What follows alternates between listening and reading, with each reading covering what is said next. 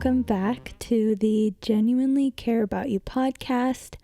I am your host, Christina Wilcox, where we talk about everything related to mental health and things that I like, religious trauma, all the things. I hope you have had a good week. I don't know if you remember, if you've listened to episode 2, that I said I would record part 2 of like my travel experience in OCD on Saturday. Well, it's Tuesday and we're recording it Tuesday night.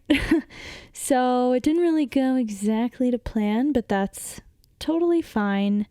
I just want to give a quick shout out to my husband, Noah, because this truly would not be possible without him. He has been editing all of the audio and video and setting up all of the lighting and just doing everything to make it so easy for me to do this. I literally just sit on the couch and speak, and he does pretty much everything else. So I'm super grateful for him and just want to give him that little shout out. So this is part 2 to my traveling overseas experience. Last episode I talked about the fun experiences I had while traveling and some of my favorite places that we went. It was a very raw, out of breath episode. I am just as tired as that. I'm just as tired as I said in that last video, but I'm definitely feeling much more relaxed. I do have a weighted blanket. If you have a weighted blanket, I highly recommend snuggling up with it if you're able. Have some tea or coffee or a beverage you enjoy. Feeling a little bit more relaxed. So before we dive into part 2, I guess I'll do a little week recap. I started my new job this week. I'm only on day 2, so I don't really have much to say. It definitely is super exciting.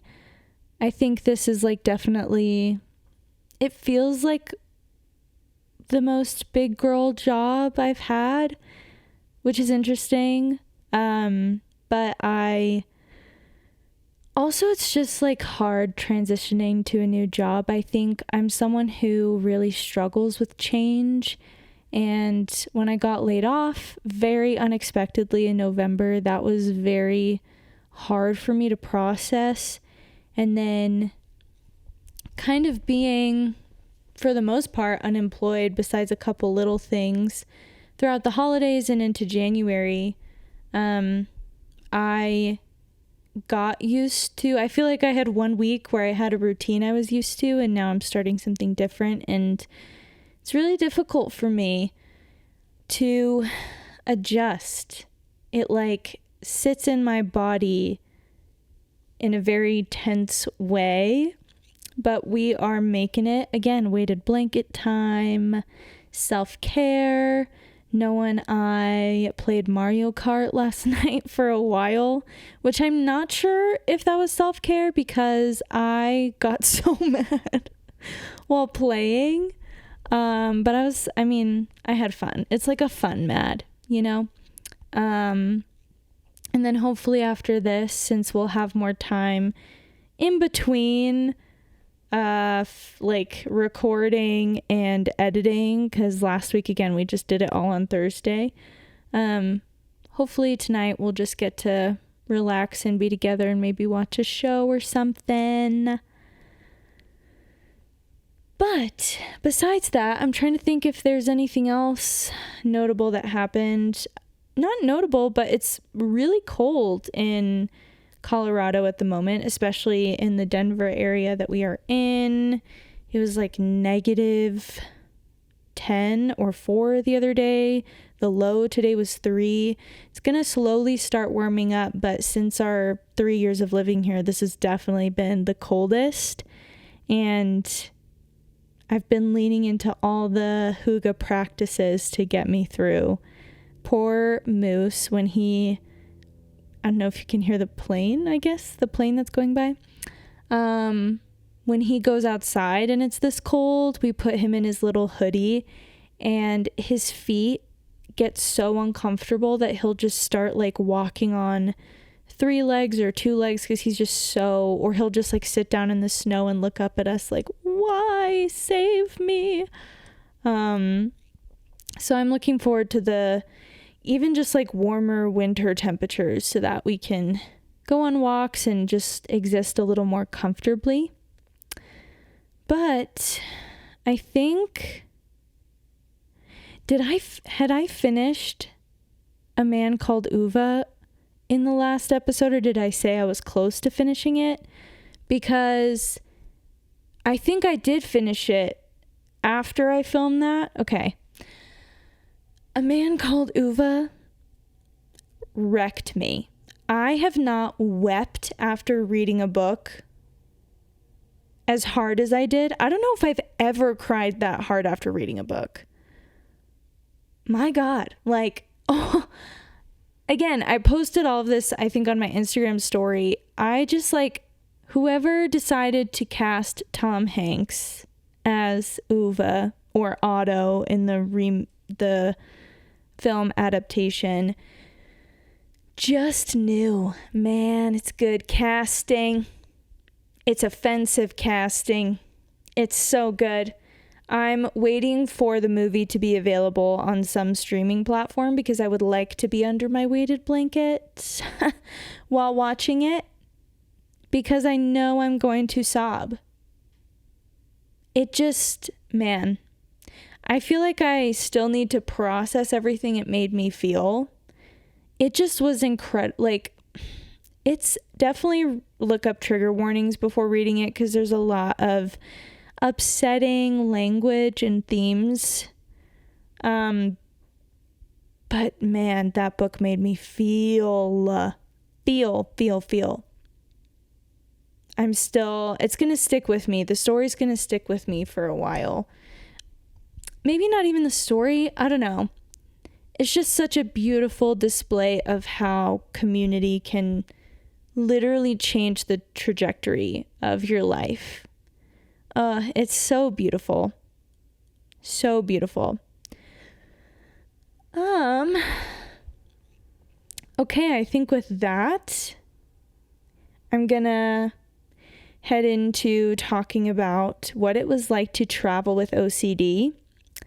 The idea of I'm sure I was going to talk about it on the podcast regardless, but the idea to talk about it really came from being overseas and having this very intense resurgence of OCD.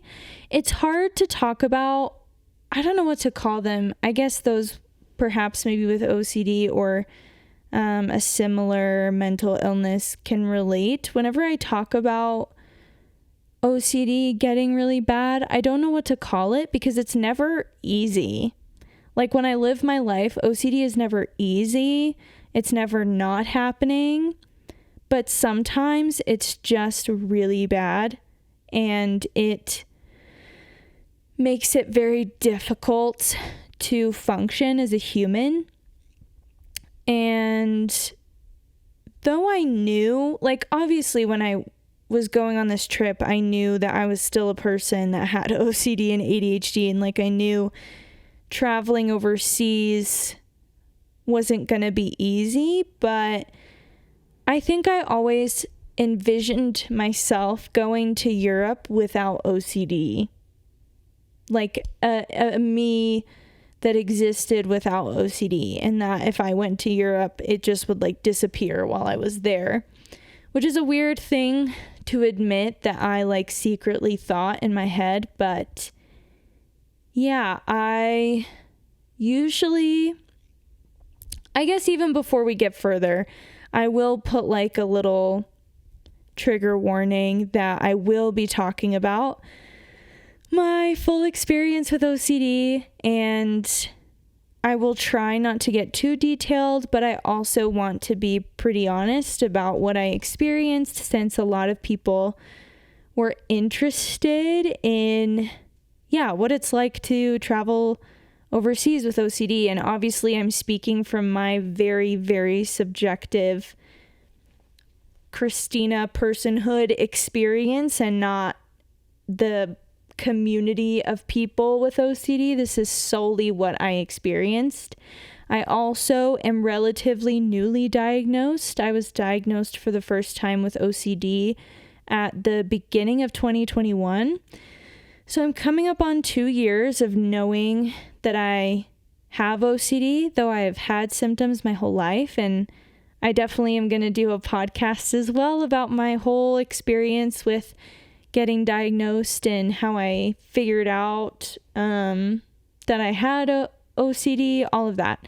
But I just want to put that disclaimer / trigger warning. If any of this would be upsetting or activating to you, do not push yourself to listen.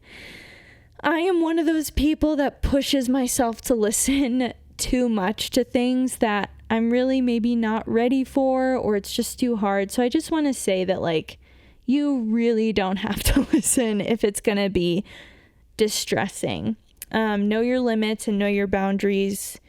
And so anyway, I guess I will start with what, again, I was expecting for OCD to kind of disappear while I was overseas. And I didn't even realize that until I was like actively in Europe experiencing OCD. And I have never been amazing at flying, like, or being on planes or in airports. But it definitely, once I was in late high school, early college, flying started to become more difficult. I would say flying on planes it's at its worst since 2019 up until now. It's definitely gotten better. I would say it was really in the thick of it in 2019. 2020, I didn't go on any airplanes, but 2021, I tend to have panic attacks while in the airport, in the air. Turbulence is very difficult for me, as it is with many people, but I truly I have a lot of intrusive thoughts while being on a plane and while being in the airport. And on our way so our flight, how we flew to Europe, we flew from Denver to London, London to Paris, Paris to Lisbon, then Lisbon back to Paris, and then Paris to Philadelphia, and Philadelphia to Denver. So it was a lot. Noah and I have never been on that many flights in a row like that. So it was our first experience doing that, being in new airports. And I think anyone who has a mental or developmental disorder knows that new environments can sometimes be the most triggering or activating for whatever you struggle with. And I just was kind of in this, I don't know, I had rose-colored glasses of going to Europe and what I would feel. And don't get me wrong, I had moments on the trip where I felt, it felt magical to be there and to experience what I was experiencing. But there was a lot of grief when I started to come to terms with just how OCD was showing up on this trip. I started to be outside of my window of tolerance whenever we landed in Lisbon. I had gone all 3 flights without having a panic attack, which was a shock to me. I was struggling with compulsions during the flight to Paris to Lisbon, but I wasn't hyperventilating, which I will take every day of the week. But when we landed in Lisbon, I just was met with this intrusive thought that Noah and I were going to get arrested for some reason. That we didn't go through customs correctly or something. Like, just this idea that we were going to get stuck in a foreign country, like under false pretenses. And that started to happen like on our taxi to our Airbnb. And so I started to get very flustered. And then when we got dropped off near our Airbnb, where our Airbnb was, like, you had to walk there. It was in a street that you could take with a car. And we got lost finding it, and it was dark, cobblestone streets, no street lighting. Like, I don't know if you've ever been to Lisbon, but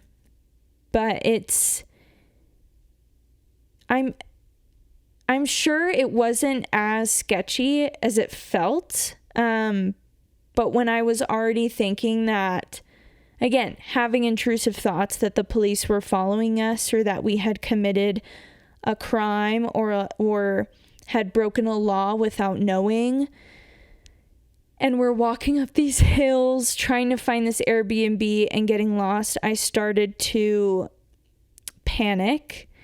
And when we finally made it to our Airbnb, I also started to have a lot of intrusive thoughts about contamination with water, with food, with even air. Like, and that's the thing. We were 100% safe. Like, though there are risks when you travel, like, we were in a safe area.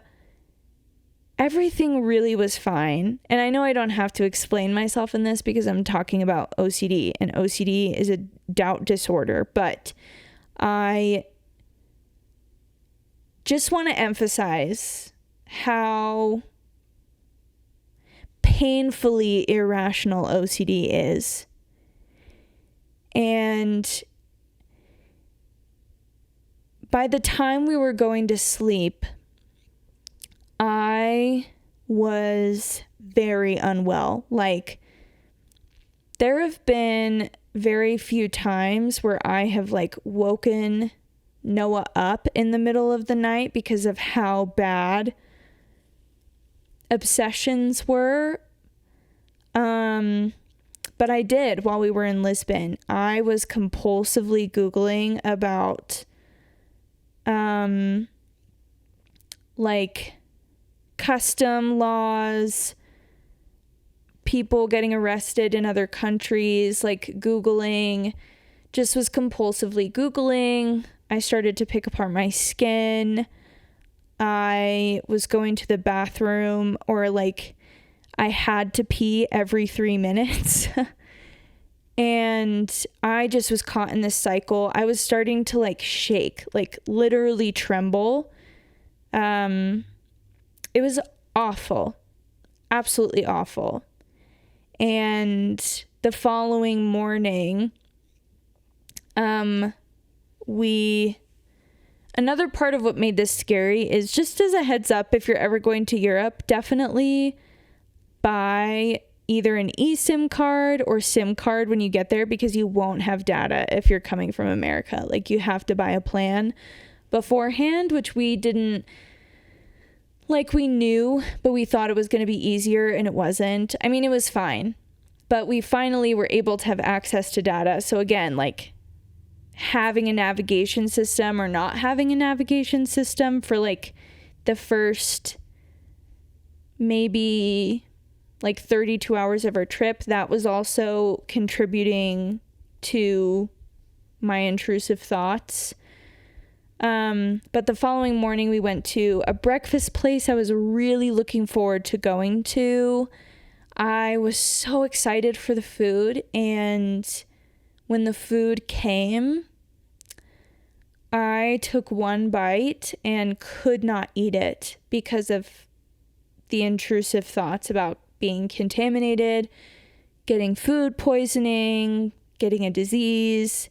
Again, this was such a beautiful breakfast spot.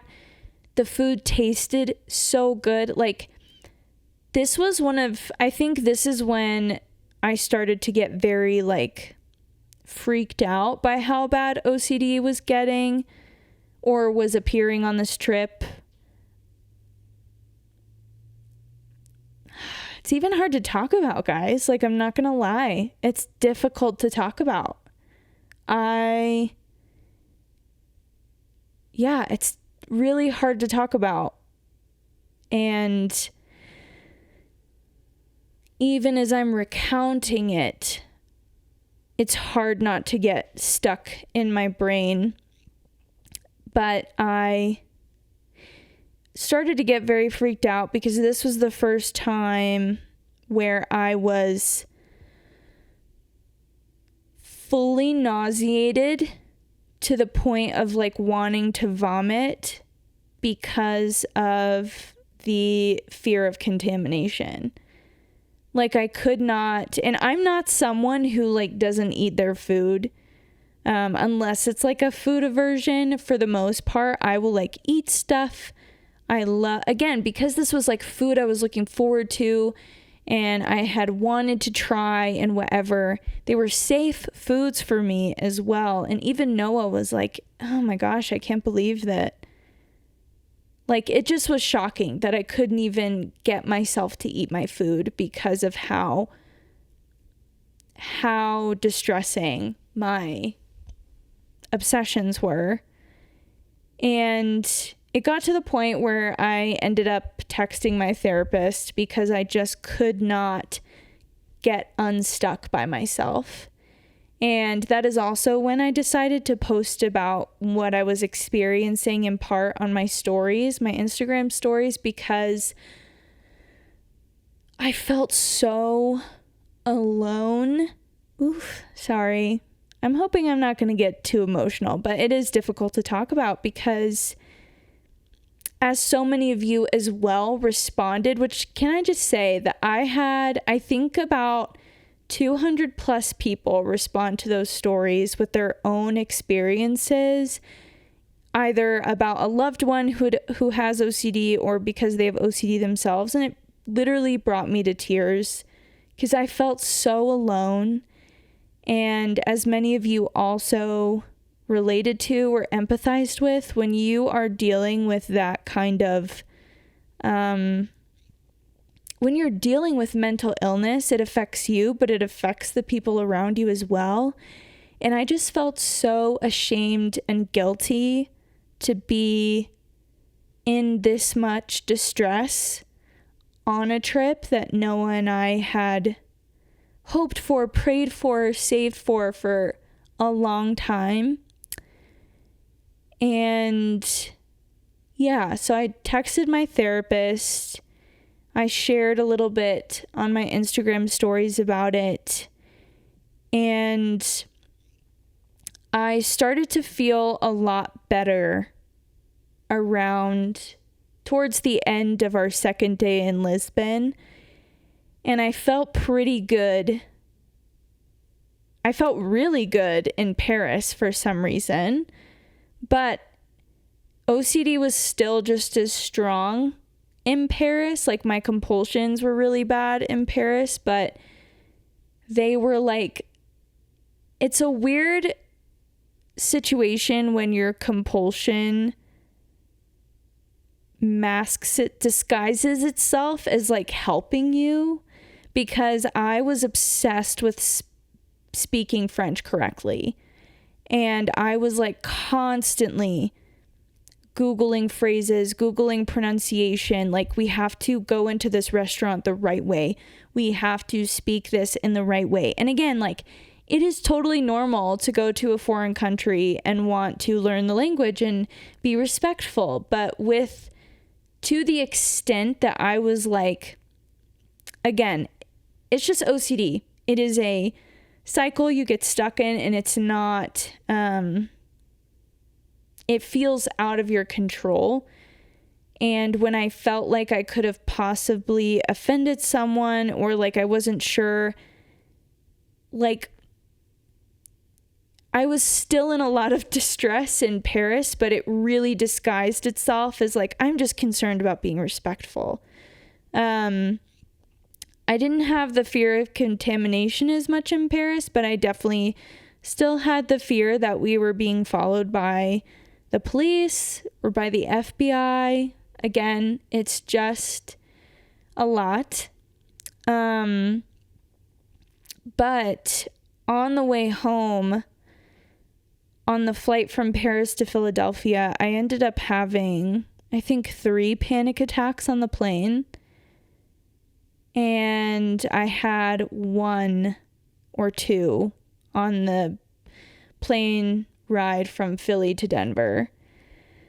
So that was difficult, but I will say so we had how many flights?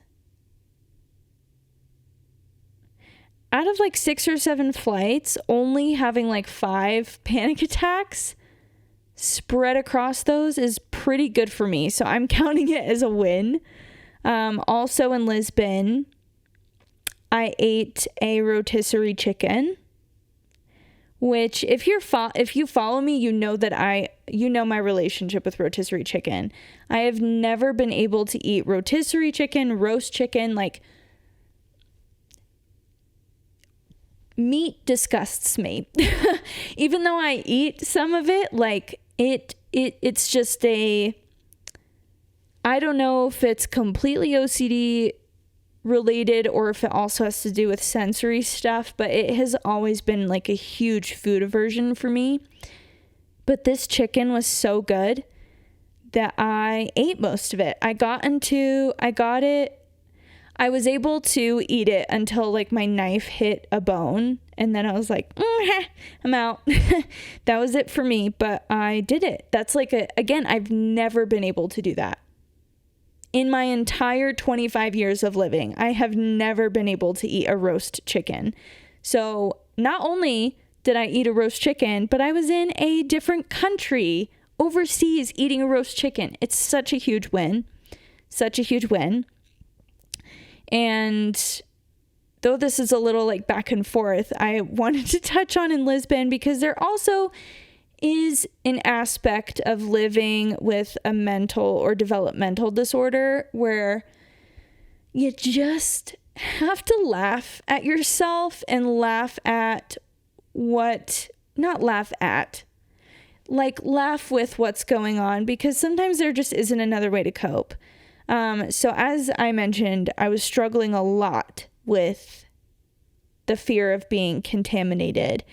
And I always, too, have had a pretty intense fear of vomiting.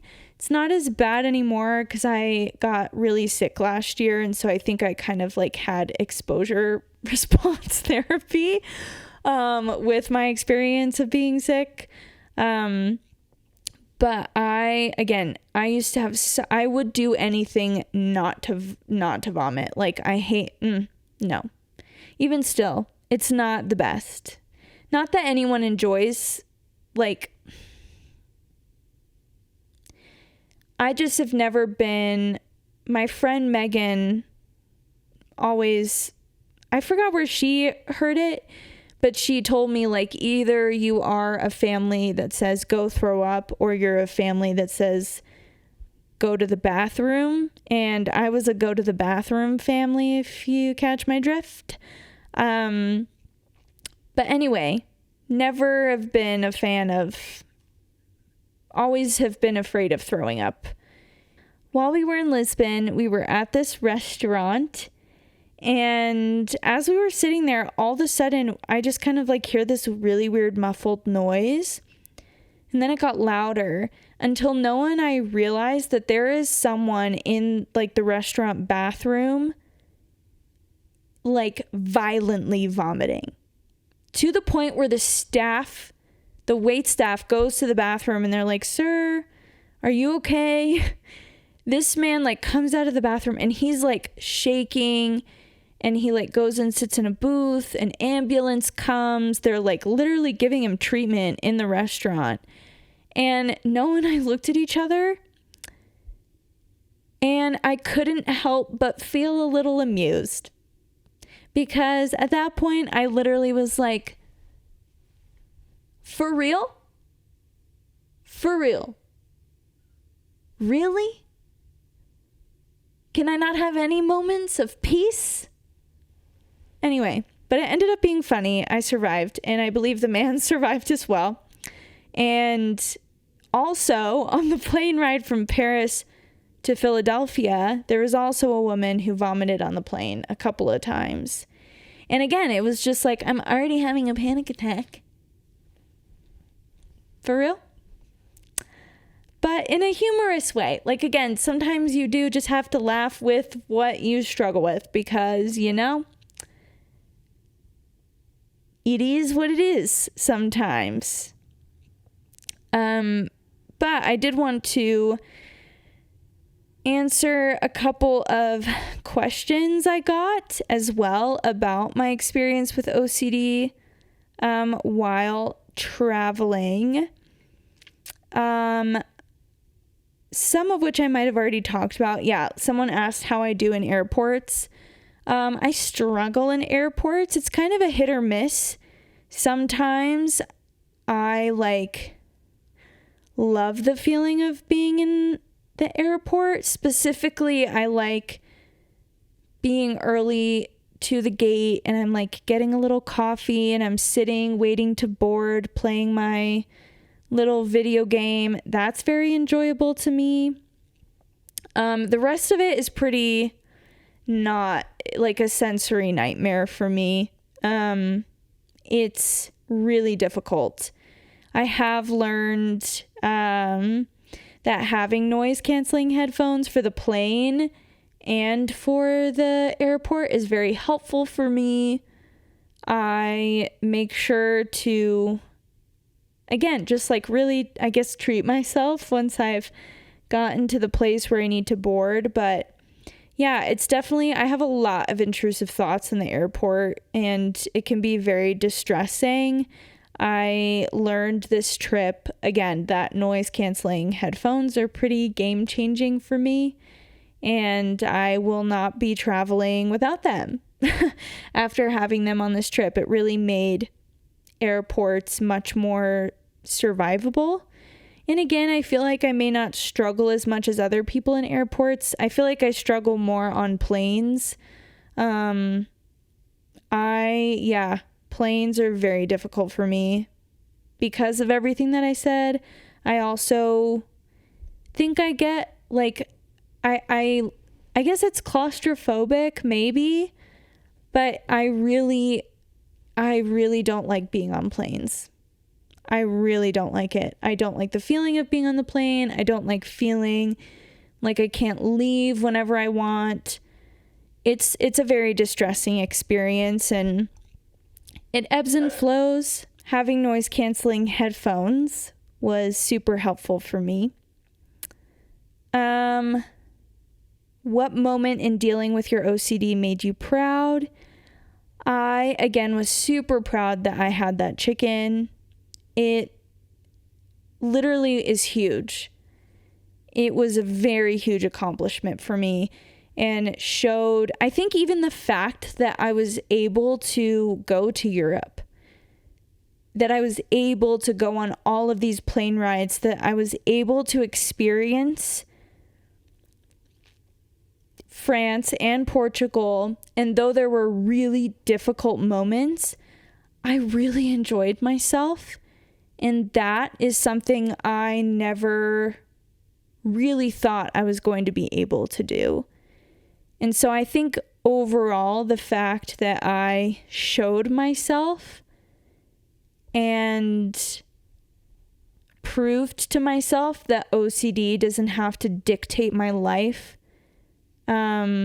It will affect my life, but it doesn't have to rule and dictate my life. I think this trip and eating that chicken was like a huge distinction of that in my brain. So I'm very proud of that. And I think the last question I'm going to answer is, what type of ERP did you do, if any, while traveling to cope? For those who don't know, ERP is is short for exposure response prevention. I didn't do any intentional ERP because literally just the whole thing, like when I texted my therapist about what I was experiencing, she really brought to light to me in my head, like how much literally just existing in the situation I was in was a giant exposure. Like, it was so much at one time. It made total sense that it got to the point where I was like trembling in bed and hyperventilating. But I really, again, I think, I guess back to what I was proud of, eating the chicken. I think another thing would be taking the photos I wanted to. I also kind of had a lot of intrusive thoughts of like oh my gosh, Parisians have to love me. Like, no Parisian can think I'm a tourist, or I just was conducting myself internally in a very rigid way. And I'm glad that I pushed past that to just like be a tourist and take the photos I wanted to and do the things I wanted to, versus what I constantly, it's hard to answer that question because there really wasn't a time where I wasn't pushing myself through all of what was happening. I hope that this episode was maybe relatable or helpful for you. I know it was a lot. So if you feel a little heavy, it's okay. I feel a little heavy too. Do what you need to do to take care of yourself. If it affected you in any way, if you decided to push yourself to listen, definitely take care of yourself if you are someone who has OCD, or talking about what I discussed could be triggering in some way. But I appreciate you guys so much for wanting me to share about this. Again, since I'm newly diagnosed with really everything that I've found out about in the last 2 years, I really haven't had language or verbiage to talk about things that I have been dealing with my entire life. And so being able to finally speak about it very freely and to people who are genuinely interested and genuinely care about me and about the topic of mental health and mental illness. And I just think it's so, so important. And it's why I created this podcast, is to have a space for this kind of mental dump to live, because I hope that me sharing glimpses of how I have experienced OCD or ADHD or fill in the blank could help someone not only discover their own diagnosis if that's necessary, but just to not feel alone, especially for me growing up in a really evangelical environment. I feel like even within the church, it's become a lot easier to discuss mental health. It's definitely not perfect, and there's still so many obstacles to overcome, but when I was growing up, it was not anywhere near how it is now. And I hope that this can be a safe space for anyone, no matter what you believe, no matter who you are. I just hope that, that this can be somewhere where you can feel settled, that it's a soft place to land. And I appreciate you guys listening to this episode. Again, I hope it was helpful, or interesting. And I hope that you go throughout the rest of your week taking good care, genuinely caring about yourself and others. And I look forward to checking back in next week. It'll be, I guess when this goes up, it'll be February. It's the last day of January right now. So I will see you next week for maybe a little love themed episode, perhaps. So love you guys and see you soon.